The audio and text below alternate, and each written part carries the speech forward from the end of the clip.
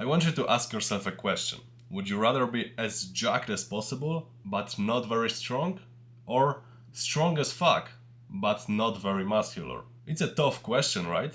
But what if I told you you don't have to choose? In my last video I showed you how you can optimize your training 100% for hypertrophy. And don't get me wrong, if you follow that approach, your strength will still be very good.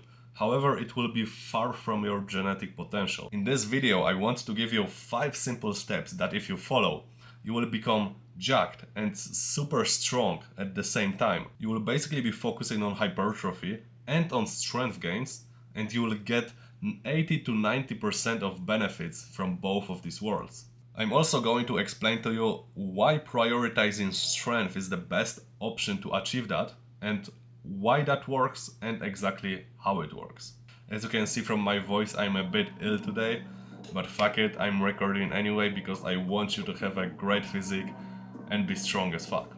So let's get into the video. If you're new here, my name is Karol and I want to become as strong, as powerful, as agile and as athletic as physically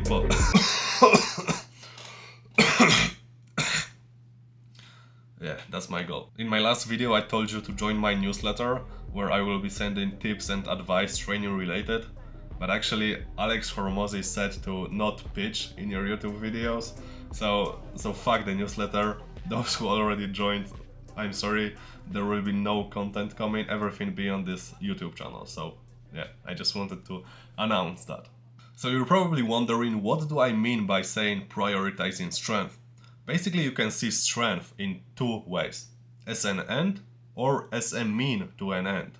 The former is usually used in strength training, and the latter is very helpful to use in hypertrophy training. In this video we will focus on the first option because it's just, in my opinion, much better for developing both strength and hypertrophy, and it's also a lot more fun. Remember that if you are a person who cares just for the looks, just for building as much muscle as possible, watch my last video and you will know exactly how to do it. And if you also want to be strong, keep watching this one. Let me tell you one secret. In order to be strong, you also gotta be jacked. Strength is 50% neurological and 50% muscular, so the size of the muscle. The bigger you are, the stronger you are, automatically. But if you want to maximize your strength, you still have to learn how to use that muscle. Basically, bodybuilders, they don't care about being strong, so they only build the size, but they don't sacrifice the time necessary to learn how to use that muscle for the biggest strength gains, because they just don't need it. And on the other hand, powerlifters, they really care how to squeeze as much juice, as much strength from the muscle, you know? Training for strength is also a lot more fun, a lot more motivating, and even a lot more addictive. You can visibly track your progress, you can measure it on every single workout. You can see progress even after one training session, which wouldn't happen if you were training for size. Strength training basically feels like playing a very addictive video game. It's such a nice feeling. So now, as I managed to hopefully convince you that prioritizing strength is the way, let me give you the 5 steps to become jacked and strong as fuck. The first one, around 80% of the exercises you do should be compound movements. Compound movements are just amazing because they build a lot of strength and they also get you jacked. And the strength you build with compound movements is like extremely functional. It just has a great transferability to every other activity, whether it's sports or even daily life. And the other 20% should be isolation movements. So basically, if you really want to develop a nice balanced physique, you will also probably need to isolate your arms, for example. Do bicep curls, do tricep extensions, things like that. It will not only build you a very nice balanced arms compared to the rest of your body, but it will also strengthen your tendons, so it will limit the possibility that you will develop some kind of an injury in your elbows, for example. Look at it like this. With isolations, you only build muscle. You don't build strength with isolations. The strength you build with isolation exercises is just really non-functional and it will not transfer to anything well. But with compound movements, you build both amazing strength and you gain muscle as a kind of a side effect. The second step, always stay in 5 to 8 rep range. Why 5 to 8 exactly?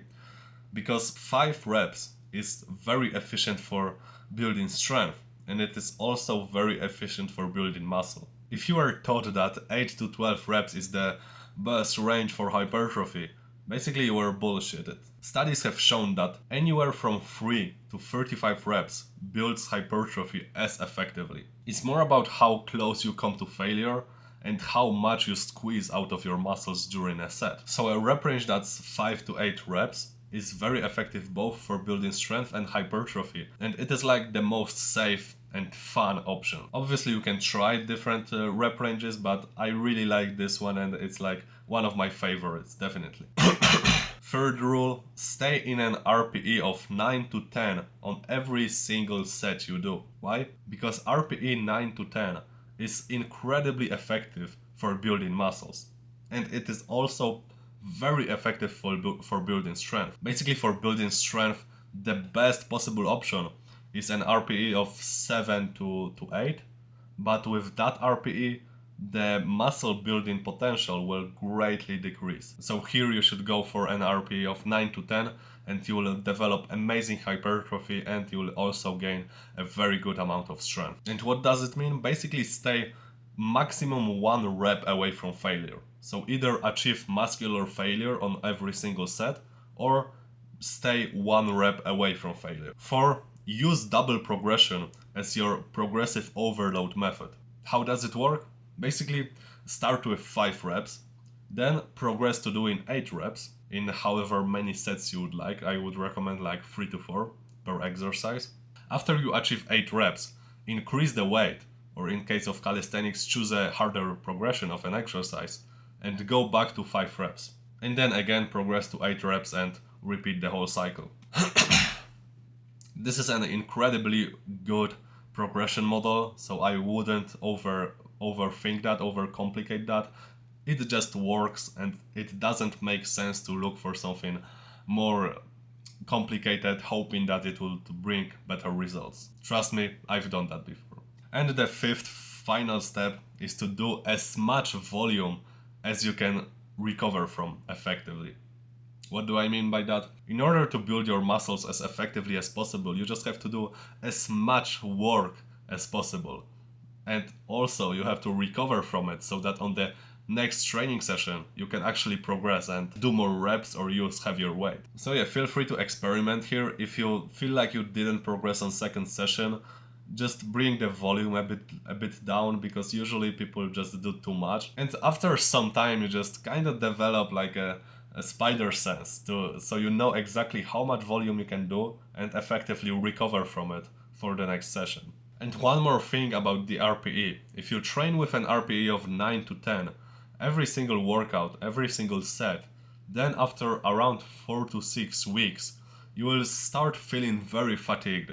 You will lose motivation to train, you will just feel like shit, and that's when you should do a deload week.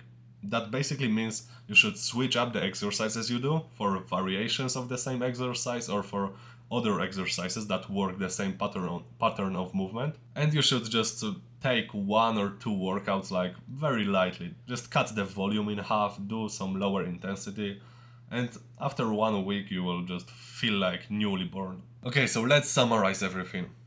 At least 80% of exercises you do should be compound movements. You should keep 5 to 8 rep range on every single set you do. You should keep an RPE of 9 to 10 on every single set you do. Progressively overload by using double progression. And do as much volume as you can effectively recover from and progress twice per week. After you start feeling fatigued as shit and your performance drops, take a deload week and switch up your exercises.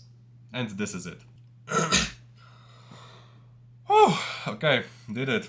It was fatiguing as fuck recording this video, but for some reason I have like a slight brain fog from that sickness I have, but I hope it will pass in a few days, so now I just gotta edit this shit and put it out on YouTube. See you in the next one. Peace out.